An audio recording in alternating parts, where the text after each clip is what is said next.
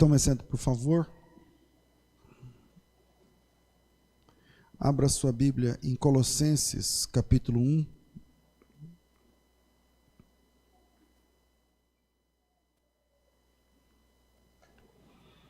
Colossenses, capítulo 1, versículo 13. Falaremos hoje sobre, afinal, o que é reino de Deus. Colossenses, capítulo 1, versículo 13. E vai no coração aí, Senhor, fala comigo. Vamos lá. Diz assim o texto: Ele nos libertou do império das trevas e nos transportou para o reino do Filho do seu amor, no qual temos a redenção, a remissão de pecados. Este é a imagem do Deus invisível, o primogênito de toda a criação, pois nele foram criadas todas as coisas, nos céus, sobre a terra, as visíveis, as invisíveis, os tronos, soberanias, principados, potestades, tudo foi criado por meio dele e para ele. Ele é antes de todas as coisas, nele tudo subsiste. Ele é a cabeça do corpo, da igreja. Ele é o princípio, o primogênito de entre os mortos, para que em todas as coisas possa ter primazia, porque aprove a Deus que nele residisse toda a plenitude e que, havendo feito a paz pelo sangue da sua cruz, por meio dele reconciliasse consigo mesmo todas as coisas, quer sobre a terra, quer nos céus. Amém.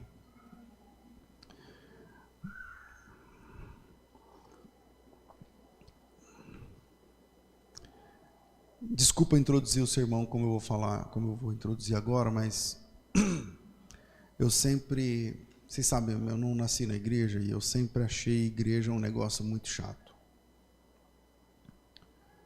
Um negócio muito chato. Eu sabia que meu avô era crente, e quando meu avô ia visitar, na minha memória infantil, eu me lembro disso talvez umas 4 vezes, 5 vezes na minha vida.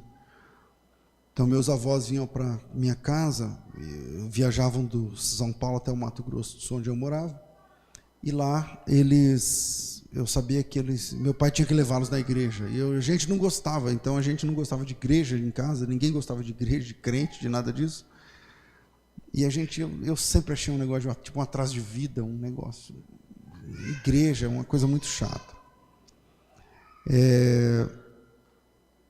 Eu particularmente, quem esses meninos se roscam no chão aí? Eu não vou conseguir decidir.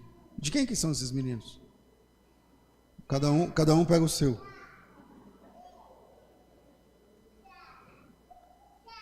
Sobrou um. Esse menino não foi eu que apresentei? Oh, meu Deus. É seu, varão. Olha o tamanho, é isso aí mesmo.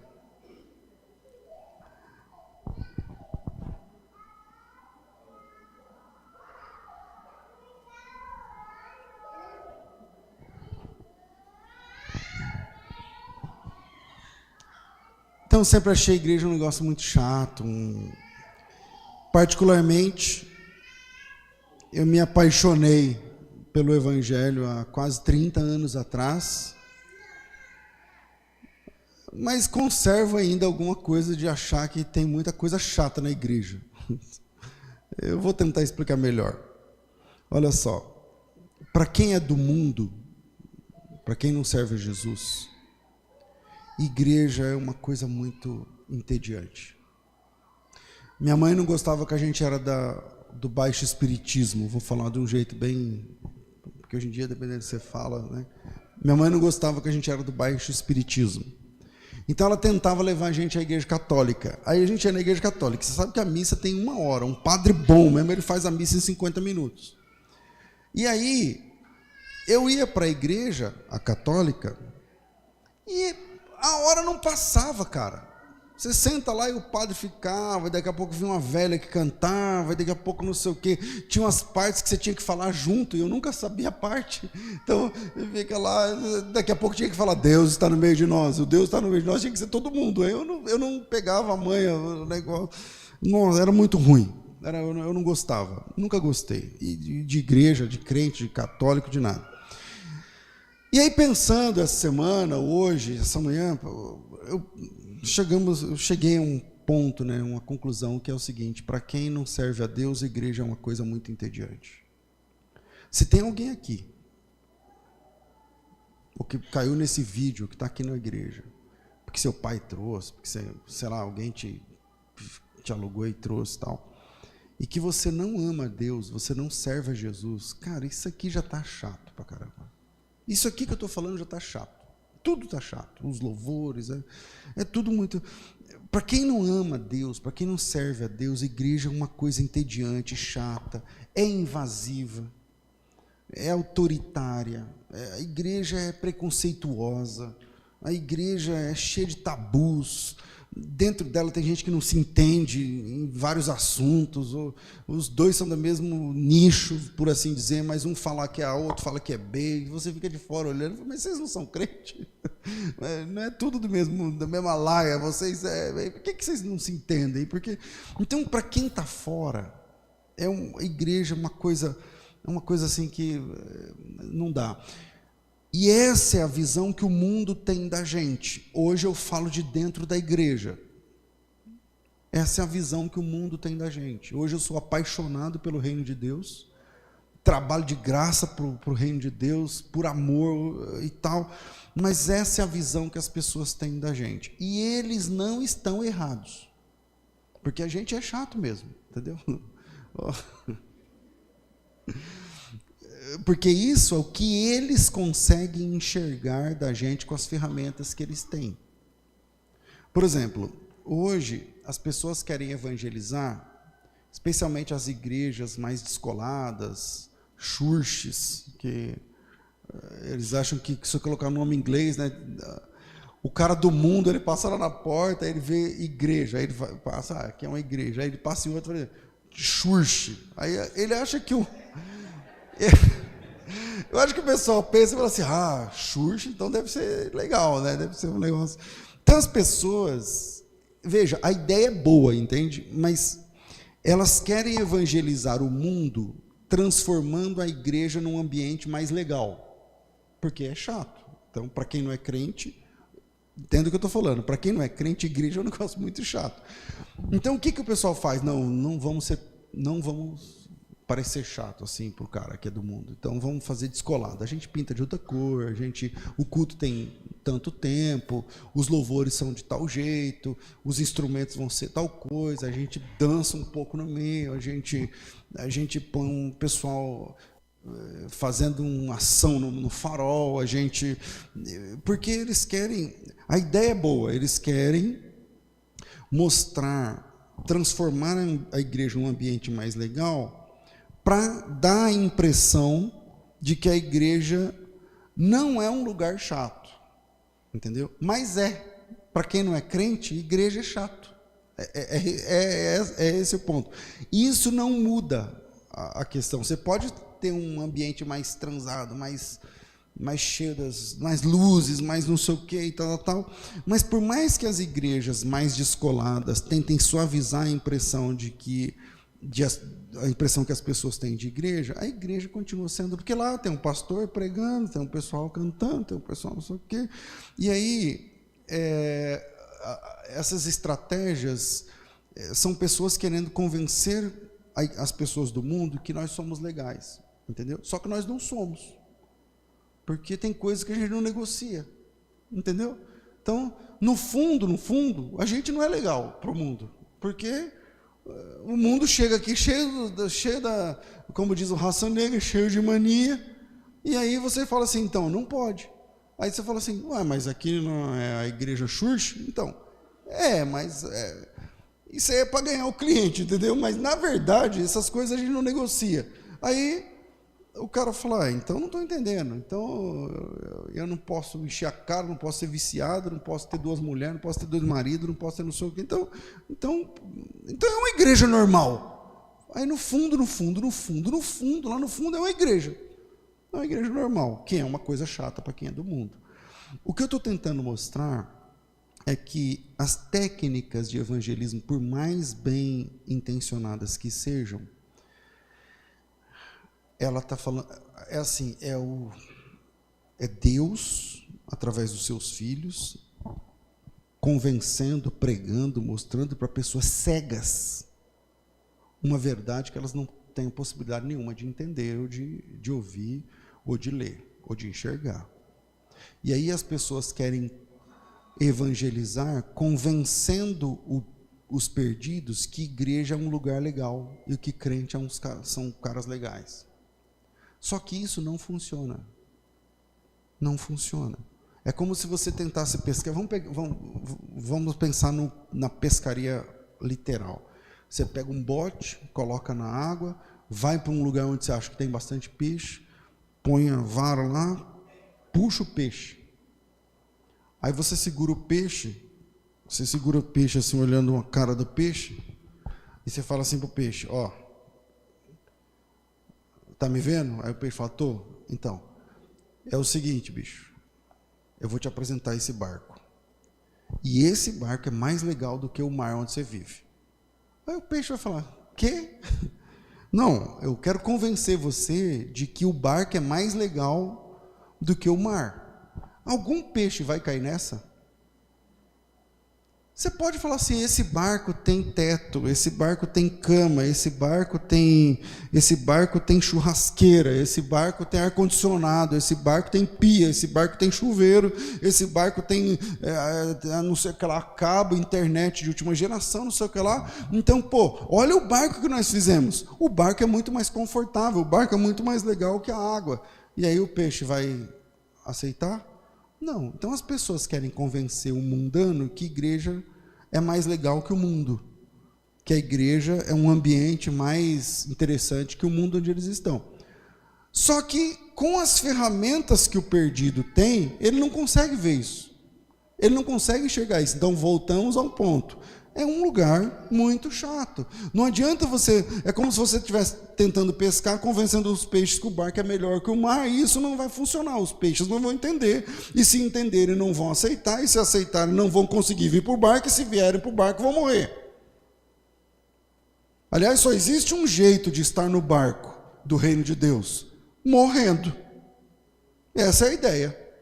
Quando ele fala, você vai pescar homens, porque quando você tira da água, ele morre. Ele sai do habitat dele e fora desse habitat ele morre. E aí ele entra no barco que é o reino de Deus. E aí, quando ele entra no reino de Deus, automaticamente para entrar nesse, ele morre. Vocês aumentaram muito o meu microfone, diminuí. Ele morre quando ele sai do ambiente antigo. Estou me fazendo entender? Mas, pastor, tá, entendi a lógica, mas o que é o tal do reino de Deus? O reino de Deus não é a igreja onde nós nos reunimos. Essa igreja não é o reino de Deus. Mas tá, então o que é o reino de Deus? O reino de Deus não é o código de regras de pode, não pode, de não sei o que a igreja define. Também não. Então o que é o reino de Deus, afinal? Eu vou deixar 3 pontos para a gente tentar entender um pouco mais sobre isso. Primeiro, o reino de Deus, se não der tempo, a gente continua na quinta que vem, vocês me cobrem, tá? Primeiro, o reino de Deus é a última realidade da história humana. O reino de Deus é a última realidade da história humana. Na escatologia bíblica, tem uma área da teologia sistemática que estuda os eventos do fim. A gente chama de escatologia. É uma área da teologia. E lá, em Apocalipse 17, abre aí, a gente considerou esse texto vários meses atrás e hoje de manhã eu li. Em 17:3 está escrito assim, transportou-me um anjo em espírito a um deserto. Eu vi uma mulher montada numa besta escarlate, a besta repleta de nomes de blasfêmia, tem 7 cabeças, 10 chifres. Achava-se a mulher vestida de púrpura, de escarlata, adornada de ouro, de pedras preciosas, pérolas, tendo na mão um cálice de ouro transbordante de abominações com as imundícies da sua prostituição. Na sua fronte achava-se escrito um nome, um mistério: Babilônia, a grande mãe das meretrizes e das abominações da terra. Então vi a mulher embriagada com o sangue dos santos e com o sangue das testemunhas de Jesus, e quando a vi, admirei-me com grande espanto. Esse texto mostra uma mulher, mas uma mulher que ela é prostituta. Esse texto mostra essa mulher com roupas indecentes. Esse texto mostra essa mulher com ostentação. Ela tem joias. Esse texto mostra essa mulher com um cálice. Esse texto mostra no cálice abominações e imundícies. Esse texto mostra que essa mulher tem na testa uma tiara, uma faixa, um diadema, escrito Babilônia, a mãe das meretrizes. Esse texto mostra que essa mulher está bêbada. E ela está embriagada, bêbada, não de pinga ou coisa alcoólica. Ela está embriagada do sangue dos santos e das testemunhas, dos seguidores de Jesus Cristo. Ela perseguiu e matou os servos de Jesus Cristo na grande tribulação. E ela está embriagada do sangue dessas testemunhas de Jesus. Essas características que estão escritas aí em Apocalipse capítulo 17 não estão na Bíblia por acaso. Cada um desses detalhes são contrapontos ao verdadeiro padrão bíblico. Existe um padrão bíblico que é exatamente o antônimo do que essa mulher está apresentando. E aí eu estou começando de trás para frente. O certo era começar lá na frente, mas eu acho que começando de trás para frente fica mais fácil de entender. Porque qual é o padrão bíblico? O antônimo dessa mulher. No lugar de uma prostituta, o correto é uma noiva. É uma noiva, é uma mulher noiva. No lugar de roupas indecentes, o correto, o que a Bíblia apresenta, são vestes brancas, lavadas no sangue de Cristo, purificadas, branqueadas no sangue alvo de Jesus. No lugar do cálice de ostentação, nós temos o cálice do noivo. No casamento tem o cálice, a hora que eles celebram. No nosso casamento brasileiro também tem, mas isso é muito forte no casamento judaico. No lugar da ostentação tem a simplicidade. No lugar das abominações e imundícies que saem da boca da mulher, tem louvor e adoração. No lugar da testa dela está escrito Babilônia, mãe das meretrizes. Em Apocalipse capítulo 7 está escrito que os servos de Deus têm na testa escrito que são servos de Deus. Essa mulher está cheia, embriagada do sangue das testemunhas de Jesus. A noiva, ela participa do cálice do sangue de Cristo. Então, é um jogo de imitações, onde o diabo, Satanás, o mundo, ele quer imitar a proposta bíblica da verdade. E aí imita do jeito ruim. Essa história não começa em Apocalipse, como eu disse, a gente está começando de trás para frente nessa história. Apocalipse é o último livro da Bíblia, então essa história começa no primeiro. Qual é o primeiro livro da Bíblia? Gênesis. E lá em Gênesis é o início da tal da Babilônia. Essa mulher está escrito na testa Babilônia, Babel, a mãe de todas as meretrizes. Aí você fala, pastor, mas lá em Gênesis não tem Babilônia. Tem. A Babilônia, ela nasce com... O que eu estou tentando mostrar para vocês é que existe um anti-bem, um anti-Deus, uma proposta de arremedo, uma proposta de imitação do que a Bíblia diz do jeito errado, uma antítese, o nome é basicamente assim, um antônimo. Nós temos o fundador de Babel, o nome dele era Nimrod, é o primeiro homem que se rebela contra Deus. E ele é o arquétipo do mal, do homem que anda com Deus, que é Abraão, dentro do período patriarcal. Então nós temos um patriarca do bem e um patriarca do mal. Você tem o Nimrod, que constrói uma cidade que se rebela contra Deus, chamada Babel, lá em Cauné, e é o nome que vai pegar lá na frente, é Babilônia. E do outro lado nós temos o Abrão, que sai da sua terra, que renega a sua terra. Um constrói uma terra para ele, o outro sai da sua terra e encontra Deus para sair da sua terra. E ao encontrar Deus, ele sai da sua terra, se torna nômade, se torna um andarilho, se torna um homem que fica andando, peregrinando, um peregrino.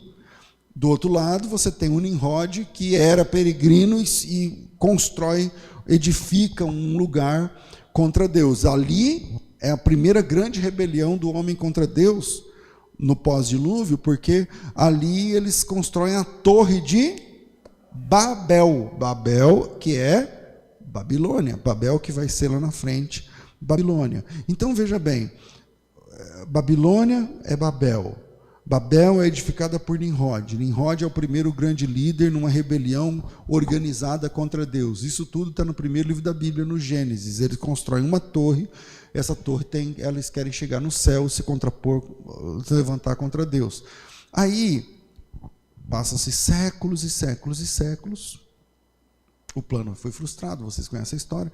E aí vem um rei importante da Babilônia, chamado Nabucodonosor. E aí o Nabucodonosor tem um sonho, e nesse sonho ele vê a estátua, e a estátua tem cabeça de ouro, tem peito e braços de prata, tem o ventre e os quadris de bronze, tem as pernas de ferro, os pés de ferro misturado com barro. Isso está em Daniel capítulo 2, versículo 31 em diante. Tu, ó rei, estavas vendo, e eis aqui uma grande estátua, que era imensa e extraordinária em esplendor, estava de pé diante de ti. Sua aparência era terrível, a cabeça de ouro fino, o peito e os braços de prata, o ventre e os quadris de bronze, as pernas de ferro, os pés em parte ferro e em parte barro. Quando estavas olhando, uma pedra cortada sem auxílio de mãos feriu a estátua nos pés de ferro e de barro, e os esmiuçou. Então foi juntamente esmiuçado o ferro, o barro, o bronze, a prata e o ouro, os quais se fizeram como palha das eiras de estio, e o vento as levou, e deles não se viu mais vestígio, e a pedra que feriu a estátua se tornou grande montanha, e encheu, ela cresceu, e tomou conta de toda a terra. O que Daniel viu, já entendemos que ali é o resultado da Babilônia, que começa no Gênesis, que começa na rebelião contra Deus. Essas figuras são importantes. Porque eu comecei de Apocalipse, a mulher escrito, a grande Babilônia. Só que quando João escreveu Apocalipse, não existia mais um lugar chamado Babilônia. A Babilônia já tinha sido destruída. Se você colocasse no Waze, quero ir para a Babilônia, não ia dar. Não tem lugar chamado Babilônia. Então a Babilônia em Apocalipse não é um CEP, não é um endereço, não é um lugar, não é um ambiente. A Babilônia é um estilo de vida, é um jeito de ser gente. É uma forma de ser gente. E o Daniel viu na estátua, ele diz assim para o Nabucodonosor: esse sonho que o senhor teve aí, em outras palavras, ele está dizendo, esse sonho que o senhor teve foi a chegada é a história dos reinos e a chegada do reino de Deus. E o resultado da chegada do reino de Deus. A estátua, ele diz para o rei, representa os reinos do mundo. A cabeça de ouro fino é o teu reino. Depois do teu reino, o senhor vai morrer, vai passar, vai se levantar outro reino. Ele está falando dos medos e persas. Depois deles vai se levantar outro reino. Ele está falando dos gregos. Depois dele vai se levantar outro reino. Ele está falando dos romanos. E aí ele vai dizendo, e quando chegar na época dos romanos, uma pedra cortada sem auxílio de mãos vai bater justamente nos pés de ferro misturado com barro, que é o Império Romano, e vai destruir com a estátua. O que o Daniel está dizendo é o seguinte: Deus mostrou para o Senhor os reinos, e como tudo termina. E tudo, Nabucodonosor, termina com a chegada do reino de Deus. Os impérios do mundo desembocam, a história da humanidade, ela vai e desemboca no reino de Deus. E o reino de Deus é a última realidade da história. Aquela pedra cortada sem auxílio de mãos não é Jesus. Ela é o reino de Deus. Quem diz isso é o próprio Daniel, no capítulo 2, verso 44, coloca aí, ele está explicando o sonho para o Nabucodonosor, e lá pelas tantas ele fala, nos dias desses reis, o Deus do céu levantará um reino, que não será jamais destruído. Haverá um reino, porque todos esses serão destruídos, a cabeça de ouro, o peito de prata, não sei o quê, mas vai chegar um reino que jamais será destruído, e esse reino não passará a outro povo. Esse reino é um reino de um único rei. Porque isso que é interessante. Os reis, eles morrem e o reino vai passando para outros povos, para outras. E ele disse, esse reino, ele é um rei só e ele não passará para outro povo. E esse reino esmiuçará e consumirá todos esses outros reinos, mas esse mesmo reino durará, subsistirá para sempre. Agora, por que isso é importante? Basicamente, como eu disse, quando João escreveu não tinha Babilônia. Então, do que ele está falando? Ele está falando que a Babilônia, ou a estátua de Nabucodonosor, representa os reinos do mundo. E a pedra representa o reino de Deus. E ele está dizendo que existem dois jeitos de ser gente: o jeito da estátua e o jeito da pedra. E a estátua ama de um jeito, a pedra de outro. O reino da estátua fala de um jeito, o reino da pedra fala de outro. O reino da estátua compra e vende de um jeito, da pedra de outro. O reino da tem pensa num país, cada país tem seu valor. São reinos diferentes. São reinos diferentes. O que você sabe sobre direito aqui? Direito de trabalho, direito familiar, direito não sei o quê. O que você sabe de reino? Quando você muda desse país para outro, não vale nada. Porque lá são outras regras, lá são outras leis, lá é outro domínio, lá é outro esquema. Então você não pode chegar lá e apresentar a consolidação das leis trabalhistas, a gente chama de CLT, e falar para ele: olha, eu conheço meus direitos, eu tenho que trabalhar 40 horas por semana. O cara falou: mas aqui é os Estados Unidos, bicho. Aqui, aqui é por hora, não existe esse negócio de ter não sei quantas horas por semana. Essa semana passada, um dos ministros, apresentou um projeto para que a semana tivesse apenas 4 dias de trabalho. Vocês viram essa? Alguém viu? 4 dias de trabalho. Segunda, terça, quarta e termina na quinta. Quer dizer, pode ser que aprove isso aí e nós, os empresários, quem tem empresa, que lute. Mas, quando você vai para outro reino, quando você vai para outra divisa, quando você vai para outra, é outra língua, é outra cultura, é outra regra, é outra lei, é outro esquema. Quem conhece outro país entende o que eu estou falando. A estátua tem suas regras, seus esquemas, seus valores, seu jeito de ser gente. A pedra, que é o outro reino, tem seus esquemas, seu jeito, sua forma de ser gente, seus valores. Então, a primeira coisa que a gente tem que entender quando o assunto é: o que é reino de Deus? O reino de Deus é a igreja local? Não. O que é reino de Deus? Primeiro, o reino de Deus é a última realidade da história humana. Tudo termina no reino de Deus. Essa mulher lá em Apocalipse, montada na besta, com escrito Babilônia, ela representa a pedra ou a estátua? Ela representa a estátua.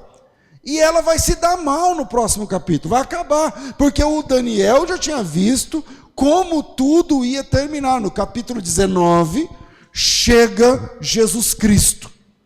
E aí acaba a farra do boi, que a mulher, escrito grande prostituta, com cálice, não sei o quê, ela está mandando, bebendo o sangue dos santos e tudo mais, até que Jesus chega.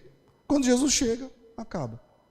Que é o capítulo 19, onde chega o noivo. Então, o primeiro ponto aqui: o reino de Deus é a última realidade da história da humanidade.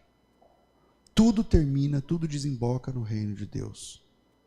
A segunda coisa que a gente precisa saber sobre o que é reino de Deus, afinal, é que o reino de Deus é um reino invisível aos perdidos. O reino de Deus é um reino invisível. Você lembra que o Chaves, ele tinha um negócio que só os inteligentes podiam ver? Eu não lembro o que era agora, mas ele ia falar: isso aqui só quem é inteligente consegue ver. Aí as pessoas ficavam fingindo que estavam vendo, mas era invisível. O reino de Deus é assim, não é para os inteligentes que veem, mas o reino de Deus é um reino invisível. Veja que interessante. Eu já sei que o reino de Deus é a última realidade da história. Agora veja, como é que essa história de reino de Deus é apresentada na Bíblia? A primeira pessoa no Novo Testamento que fala do reino de Deus não é Jesus, é João, o Batista. Abre em Mateus capítulo 3. Diz assim: naqueles dias apareceu João Batista, pregando no deserto da Judéia, dizendo: arrependei-vos, porque está próximo o reino de Deus. O reino de Deus chegou aí? Não. O reino de Deus está próximo. Se arrependam, porque o reino de Deus está chegando. Arrependam-se, porque o reino de Deus está próximo. É isso que ele está dizendo. Ou seja, a pedra cortada assim, auxílio de mãos, que vai acabar com a estátua, que vai não sei o que lá, está próximo de chegar. Por enquanto é a estátua, só tem a estátua, não tem pedra, não tem nada. Tem a estátua. E aí chega o João Batista e fala assim: a pedra está sendo cortada, hein? Sem auxílio de mãos. Sem auxílio humano. Porque Jesus, ele nasceu sem esperma de homem, sem auxílio do homem. E essa pedra cortada sem auxílio de mãos, que começa com Jesus, estava chegando. E aí João Batista chega e fala assim: pessoal, comecem a se arrepender, já vão se arrependendo, porque o reino de Deus está chegando aí. A pedra vai se chocar com a estátua, e vocês já sabem que quando a pedra se choca com a estátua, quem sai vitoriosa é a pedra e não a estátua. Então, o reino de Deus está próximo. Aí depois disso, a próxima pessoa que fala do tal do reino de Deus é Jesus. E Jesus, na sua primeira pregação, isso é a próxima página, no capítulo 4, Jesus prega a mesma mensagem de João o Batista. Veja o capítulo 4, verso 17. O capítulo 4, 3 ele é batizado, o capítulo 4 tem o lance das tentações, lá 40 dias, não sei o que lá. Depois disso, Jesus se muda. Eu estou em Mateus, né?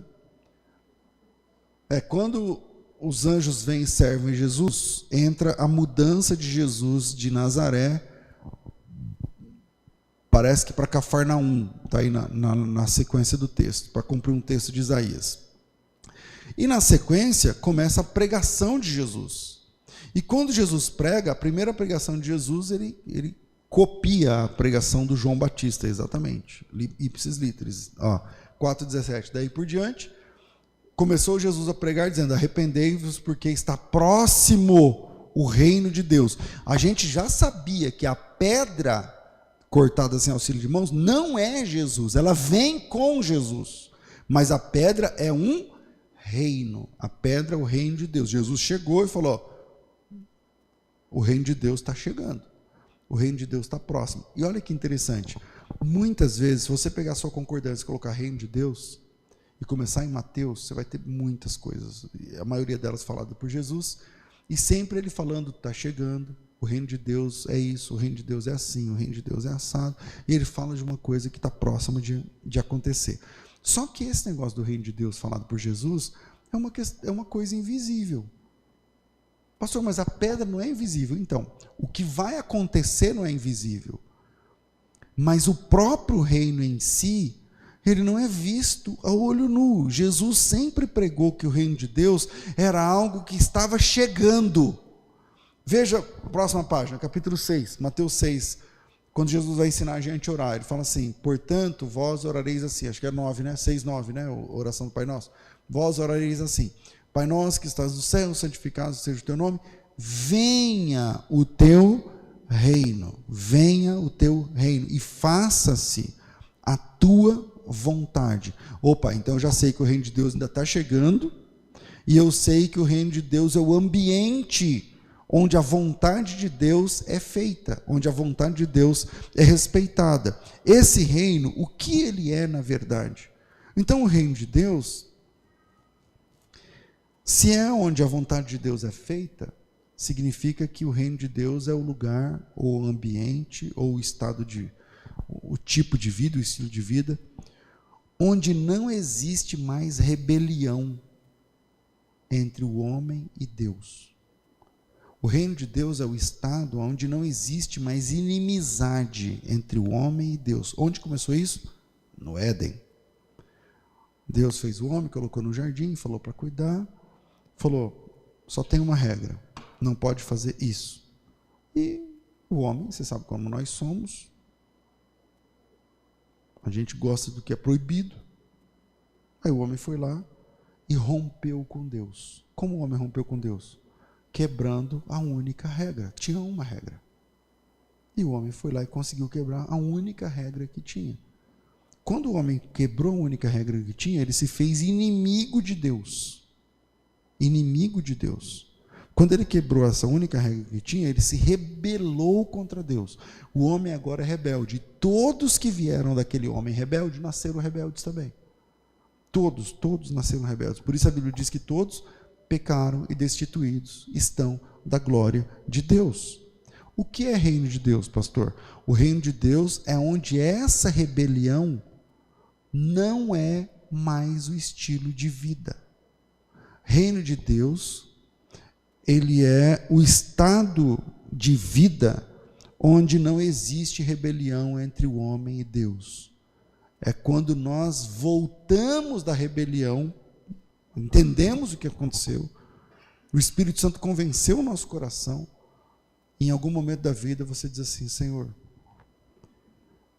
eu estou errado, eu vivo errado, eu sou errado, eu gosto do que está errado, eu faço o que é errado, eu vivo o que é errado, e eu não aguento mais, eu não quero mais ser rebelde. A partir de agora, eu quero te servir, eu quero te obedecer. A partir de agora, eu quero te honrar e não te desonrar. A partir de agora, eu quero paz contigo e não inimizade. É por isso que a Bíblia diz em Efésios que nós que éramos filhos por natureza, filhos da ira, filhos da desobediência e tal, Ele nos alcançou. Então, o que é o reino de Deus? É o reino onde nós abrimos mão da rebelião e que não existe mais inimizade entre nós e Deus. Por isso que o texto que nós lemos em Colossenses fala assim: Ele nos transportou do império, o poder das trevas, e nos transportou para o reino do Filho do seu amor, no qual temos redenção, no qual temos conserto. O reino do Filho do seu amor é o ambiente onde eu posso ser consertado, é o ambiente onde você pode ser recuperado, é o ambiente, a graça, o esquema onde você pode voltar da rebelião contra Deus, se acertar com Deus. Só que isso não é visível aos olhos. Isso não acontece porque você, agora eu sou da igreja X, então eu estou no reino de Deus. Não. Você pode estar na igreja há 30 anos e não fazer parte do reino de Deus. Você pode ser pastor e não fazer parte do reino de Deus. Porque o reino de Deus não é um lugar. O reino de Deus não é um ambiente. O reino de Deus não é um nome. O reino de Deus não é uma placa de igreja. Veja o que Jesus disse em Lucas 17, 20. Coloque aí, Lucas capítulo 17, 20. Jesus foi interrogado pelos fariseus, não é? Interrogado pelos fariseus, sobre quando havia de vir o reino de Deus. Então Jesus ficava pregando só sobre o reino de Deus, porque o reino de Deus vai chegar, o reino de Deus está próximo, porque o reino de Deus é semelhante. As parábolas, olha aqui para mim, metade, pelo menos metade ou mais do recurso parabólico de Jesus fala do reino. Jesus é um pregador do reino. O reino dos céus é semelhante a 10 virgens tomando suas lâmpadas, saírem para encontrar o esposo. O reino dos céus é semelhante a um pai de família que saiu de madrugada, de salariado, trabalhador para sua vinha. O reino dos céus é um semeador que saiu para semear. O reino dos céus é semelhante a um rei que quis comemorar as bodas do seu filho. O reino do céu é semelhante a um patrão que tinha um mordomo, que não sei o que lá. O reino do céu... O assunto de Jesus é o reino de Deus. Então os fariseus chegaram e falaram assim: e aí? Que dia que vai chegar esse reino? Que horas vai aparecer esse reino? Onde é que a gente vê esse reino? Que reino é esse? Lembrando que Jesus foi morto. A acusação de Jesus é que ele era rei de um reino. Lembram? E o pessoal está dizendo: só tem um rei. Nós temos um rei só. E você vem falando que você é rei. Jesus falou: então, se o meu reino fosse desse mundo, eu faria assim, e os meus súditos e tal, mas meu reino não é desse mundo. Então Jesus, ele veio, ele passou a vida, o ministério inteiro, pregando sobre o reino. A pregação de Jesus é sempre sobre o reino de Deus. E aí os fariseus falam para ele: tá, que dia que começa? Que horas começa essa história de reino de Deus? E Jesus respondeu: o reino de Deus não vem com aparência exterior. Próximo versículo: nem adianta dizer, eis aqui, Eis ali, porque o reino de Deus é uma revolução que acontece dentro das pessoas. Então, o que é reino de Deus? Ele diz, o reino de Deus está dentro de vós, o reino de Deus está dentro das pessoas. Eu já sei que o mundo tem dois times. Tem um time que está em rebelião contra Deus, representado numa estátua. E o mundo tem o time daqueles que voltaram da rebelião contra Deus, representado na pedra. É disso que ele está falando. E aí os fariseus, cara, você só fica falando negócio de reino, porque o reino vai chegar, você acha que a gente tem medo? Que reino é esse? Que rei é esse? Que língua é essa? Que leis são essas? Porque um reino, ele tem língua, ele tem regras, ele tem horário, ele tem tabus, ele tem história, é um reino. É um reino. E aí os fariseus falaram, você só fala desse reino, cara. Você só fica falando desse reino. Você é um pregador de rua, pobre, com a mão grossa, e crescido numa carpintaria, e falando de reino. Beleza. Que hora que esse reino vai chegar? Que dia, onde eu vejo, onde a gente vai e a gente vê esse reino? E aí Jesus diz assim, então, o reino que eu estou falando, o reino do qual eu prego, ele não vem com aparência. Então pode tirar o cavalinho da chuva, se você acha que os servos de Deus deverão ser conhecidos pelas roupas que vestem, porque não vem com aparência. Então pode tirar o cavalinho da chuva, se você acha que o reino de Deus é conhecido pelo estilo de rede social que você alimenta, porque você coloca coisas evangélicas na sua timeline. Jesus disse, o reino de Deus não tem nada a ver com aparência, cara. O reino de Deus não tem a ver com o conteúdo que você gera para a sua rede social. O reino de Deus não tem a ver com o tipo de música que está na sua playlist. O reino de Deus o reino de Deus não é visível. As pessoas não conseguem ver com os olhos. As pessoas não conseguem tocar com as mãos. Eu estou no segundo? O reino de Deus é um reino invisível aos perdidos. E quem disse isso? Jesus. O reino de Deus não vem com aparência. E nem dirão, está aqui, está ali. Porque o reino de Deus é um negócio, palavras de Jesus, que está dentro das pessoas. É uma transformação interior. E você que é da estátua, cresceu na estátua, aprendeu com a estátua, e da estátua você fica olhando a igreja, você fica olhando o pessoal da pedra, e fala, mãe, que negócio chato esse negócio de crente, que foi o início desse sermão. Eu comecei falando assim, igreja é um negócio muito chato para quem não é crente, e é mesmo. Eu entendo o cara que vem na igreja e dorme, porque, cara, eu nem vinha. Entendeu? Eu entendo a pessoa, porque ele está em outro reino, ele está em outro mundo. Ele está num mundo que não é o dele, é o peixe que está dentro do barco, morrendo de sede, querendo voltar para a água, porque ele não é do barco, ele é da água. Ele não é desse reino, ele é de outro reino. As leis lá são diferentes das leis daqui. O jeito que vive lá é diferente do jeito que vive aqui. O peixe não tem pulmão. Como ele vai respirar? Como ele vai viver? É impossível viver. Assim como é impossível um mundano sentar aqui. Ele pode vir uma vez, por causa da namorada, por causa do namorado, por causa do pai, por causa não sei o quê, tal, mas não vai ficar. A menos que aconteça, qual a única forma do peixe ficar dentro do barco? Morrendo. Aí se ele morrer, aí ele fica. Então esse reino, ele é invisível a todos os perdidos. A todos os perdidos. Eu me lembro a primeira vez que eu entrei numa igreja. A primeira, era um domingo. E o cara que passou mais de ano pregando para mim, não foi. Ele marcou comigo. Ele marcou comigo, mas ele dirigia a igreja estava passando por uma divisão, não sei o que e tal, e ele foi para a igreja para me receber, depois de um ano de evangelismo, que eu nunca pisei na igreja. Aí eu falei, então domingo eu vou, combinado. Ele falou à tarde comigo, passou lá em casa. Você vai? Vou, tá? Não, tá tudo certo, eu vou. Aqui a roupa, eu vou. Aí eu peguei, montei na bicicleta, lá era de bicicleta, e fui. Quando eu cheguei lá, tinha um irmão, eu acho que ele falou assim para mim, pro cara, eu era magrelão, né? Eu era magrelão, grandão. Aí acho que ele falou assim pro cara da porta, é um magrelão grandão, assim, você vai ver ele e tal. Porque quando eu cheguei, tinha um cara que ficava assim, ó, o pessoal chegando na igreja. Aí ele me viu e falou assim, você que é o César?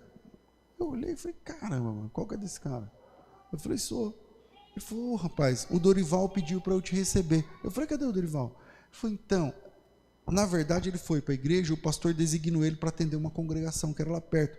Mas eu não sabia o que era congregação, não sabia o que era nada, então ele não compensava me falar. Aí ele falou assim, então, rapaz, ele vai chegar aqui no final do culto. Porque aí ele falou, não, eu faço lá o culto lá rapidinho e volto para a igreja. E volto para a igreja sede lá, que era onde eu fui. Aí eu estava na escada da igreja. Eu falei, não, então beleza, não, domingo que vem eu vejo com ele, eu trabalho com ele todo dia e tal. Não, você tem que entrar, senão ele vai ver. Ele falou para mim que eu vou te receber aqui e tal. Vejo o desconforto. Eu cheguei lá, sentei, cara, fiquei olhando. Aí o pessoal chegava, uns ajoelhavam, outros não. Eu fiquei olhando ali, não tinha nada na mão, nunca tive Bíblia. Aí eu lá avulso, sentado lá, não sei o que, a granel, lá no meio. Aí daqui a pouco uma banda começa a tocar, fiquei olhando, falei, cara, tem uma banda dentro da igreja.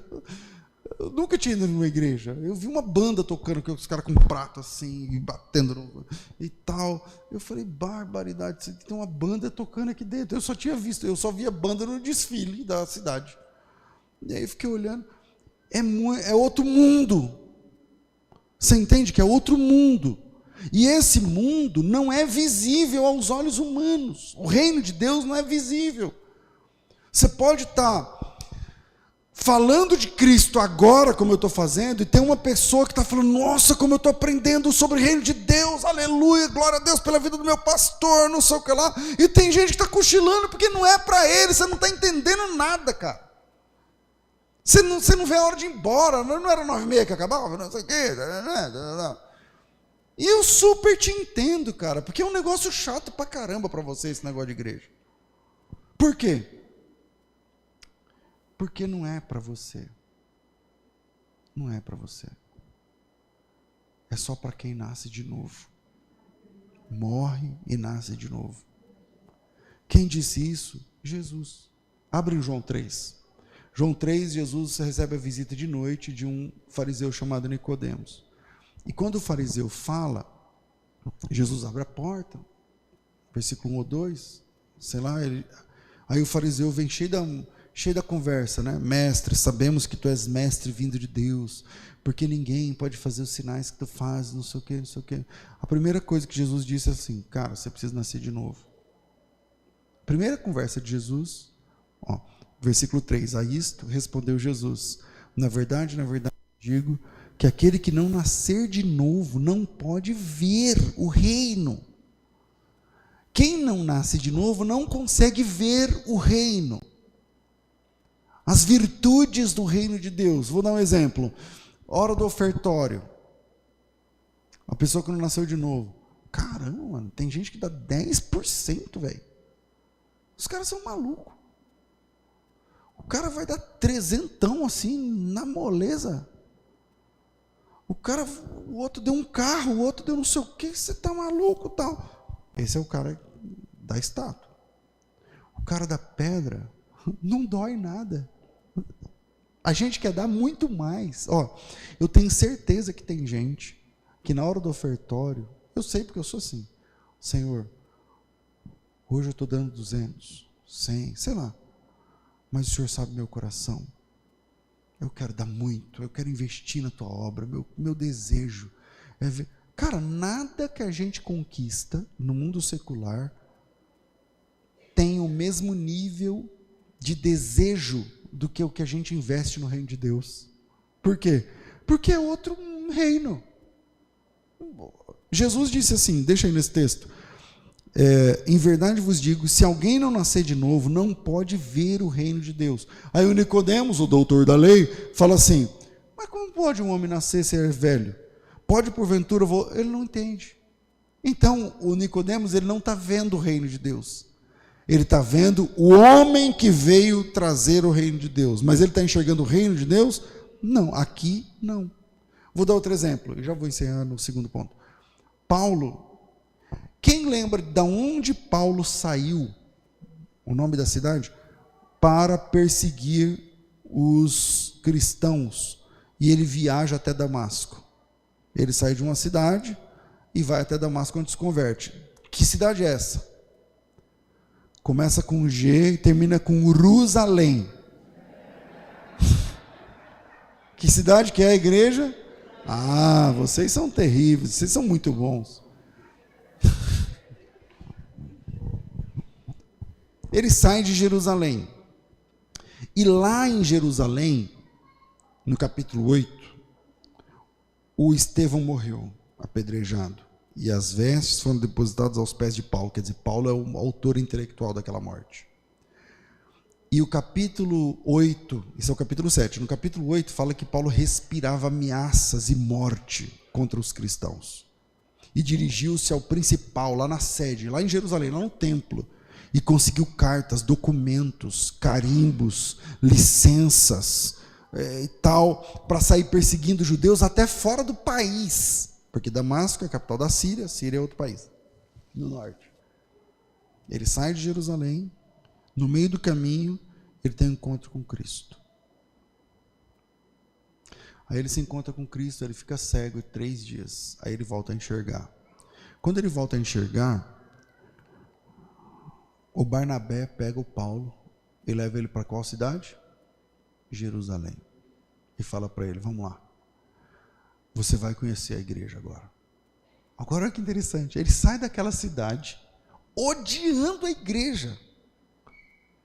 Alguns dias depois ele volta para a mesma cidade, abraçando os irmãos. Apaixonado pelo reino de Deus, apaixonado pelo evangelho. Como pode Paulo, que morava em Jerusalém, que de lá saiu para perseguir, para prender, para matar, depois de nascer de novo da água e do Espírito, como Jesus disse para Nicodemos, quem não nascer da água do Espírito não pode ver o reino. Depois que ele nasceu da água do Espírito, ele volta para a mesma cidade, e é como se fosse outra cidade. É como se fosse outra, parece que é outro planeta, parece que ele começa a enxergar o que ele não via antes. E aí Paulo tem essa experiência que você teve, que eu tive, e aí que você olha, a igreja pode ser a mais simples de todas, cara. A mais simples, o pastor não sabe pregar, ele fala Bíblia. Não tem problema. O louvor, o violão tem 3 cordas, o irmão vai lá, brem, brem, brem. Você senta, você enxerga, você ouve, você chora, você ora, você recebe a presença de Deus, você glorifica o nome do Senhor. Não importa quantas cordas tem no violão, não importa quantas vozes, não importa se o pastor é bom de português ou não é bom de português, não interessa. Você enxergou o reino de Deus, você viu o invisível, você enxergou, você alcançou, você viu o reino de Deus. O reino de Deus, disse Jesus, é invisível para as pessoas. Aquele que não nascer da água do Espírito não pode ver o reino de Deus, porque esse é um reino invisível aos perdidos. Por último, para encerrar, e aí eu não vou nem desenvolver o assunto, é que o reino de Deus é uma revolução interna. O reino de Deus é uma revolução interna. Aquele que roubava não rouba mais, agora trabalha com as suas mãos. Aquele que mentia, não mente mais. Tem uma igreja desse mesmo ministério que eu me converti, na Vila Califórnia. A última vez que eu fui pregar lá, esse irmão era vivo, e o nome dele era Basílio. Ele era daqueles bêbados que entravam na igreja e ficavam enchendo o saco. Sabe o que atrapalha nós? Eu estou pregando aqui, o cara lá está... porque pastor... Ele era esse bêbado aí, da igreja. O bêbado da igreja, que ficava lá enchendo o saco dos irmãos da igreja. Aí, Um dia o pastor fez o apelo e ele veio, não conseguia andar, ele veio engateando. Ele era gordão, ficou aqui chorando lá no pé do púlpito, chorando. A última vez que eu estive lá, ele era o pastor da igreja, dessa mesma igreja aí, ele era o pastor da igreja. Eu falei, Basílio, e aí, cara? Ele falou, cara, que vergonha. Ele já morreu. O reino de Deus é essa revolução. Eu nunca na minha vida pensava que eu ia ficar um dia inteiro estudando uma Bíblia. Pegando uma Bíblia, pegando isso aqui, vamos pesquisar, vamos não sei o quê. Pô, meu irmão, tá maluco? Eu? Da onde? Que possibilidade é essa? Da onde? Isso é impossível. Só que o reino de Deus é uma revolução. Jesus disse isso. O reino de Deus não vem com aparência. O reino de Deus está dentro das pessoas. Quando o demônio sai, Lucas capítulo 11, Jesus disse assim, se eu expulso demônios pelo dedo de Deus, certamente a vós é chegado o reino de Deus. O reino de Deus chega quando o joelho se dobra. O reino de Deus chega, não é quando você faz um curso de reino de Deus, um curso de teologia, não sei o que lá. O reino de Deus chega e é visível, perceptível, é real quando o joelho se dobra, quando a língua confessa. Quando o joelho se dobra e quando a língua confessa, então aquele reino que não existia, parece que não existia, ele passa a existir na mesma cidade. Aconteceu comigo, quando eu me converti, eu passei a ver a minha cidade diferente, parece que eu comecei a ver outras coisas, é outro esquema, é outro mundo. Aconteceu com o apóstolo Paulo, ele sai de Jerusalém, bufando de ódio contra cristãos, e volta na mesma semana, chamando aqueles mesmos de irmão, e abraçando, e orando, e pedindo oração, irmãos, orem por mim, e tal, porque ele viu o invisível, aquilo que não conseguia enxergar antes. Agora ele enxerga. Aquilo que não era padrão para ele, agora é tudo o que mais importa. Reino de Deus. Igreja é chato para quem não enxerga o reino de Deus. É muito chato esse negócio, cara. É muito chato. A gente é chato. Crente é tudo chato. É tudo chato. Mas para quem enxergou o reino de Deus, vai dizer o que disse o salmista: eu prefiro um dia na tua casa do que 1000 em outros lugares. O pardal encontrou casa, a andorinha ninhos para si, e eu encontrei os teus altares. Deus abençoe vocês em nome de Jesus.